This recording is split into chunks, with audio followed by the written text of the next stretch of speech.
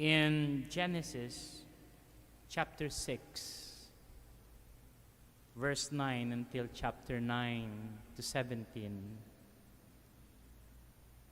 tells the story about a man who was asked by God to build an ark. His name is Noah.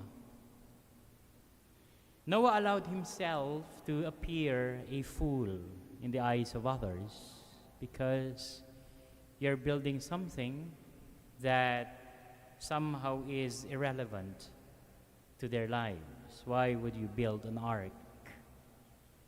In chapter 22 of Genesis, Abraham was asked by God to offer Isaac, the son whom they longed for, the only son. And yet, he did not hesitate to do it. Though, of course, we know the story that God intervened. In Exodus chapter 2, story of Moses, he led the people to their freedom from slavery. God told him that, "Go, I am sending you to Pharaoh to bring my people, the Israelites, out of Egypt." And in Matthew 8, 5 to 13, there was the centurion whose servant was sick. And Jesus told him that, "Go, let it be done just as you believe it would."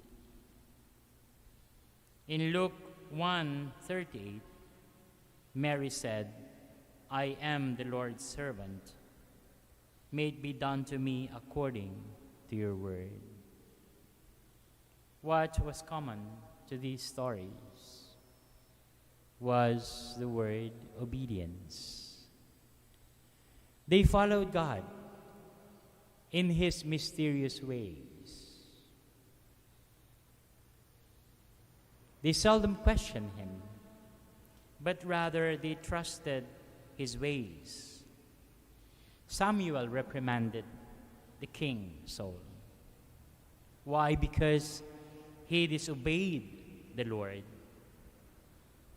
He asked, "Why then have you disobeyed the Lord? Obedience is better than sacrifice, and submission than the fat of rams.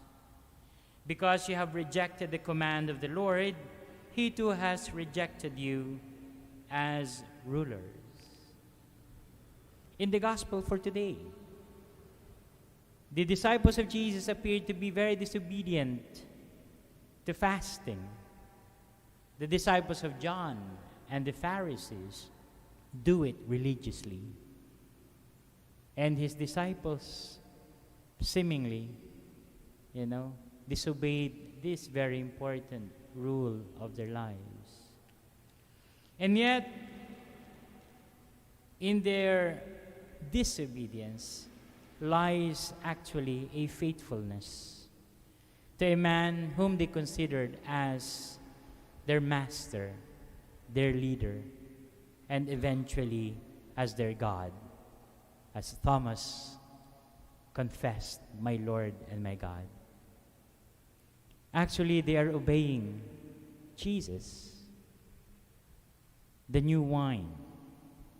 Jesus that will bring them to a new life, giving them a new commandment. And so today, may you continue to reflect on the word obedience.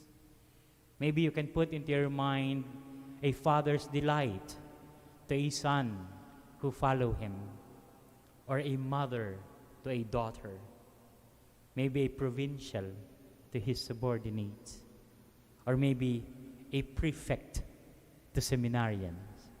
How delighted are they when you obey them? And may you answer the question, "Lord, am I obedient to your commands today?" Amen.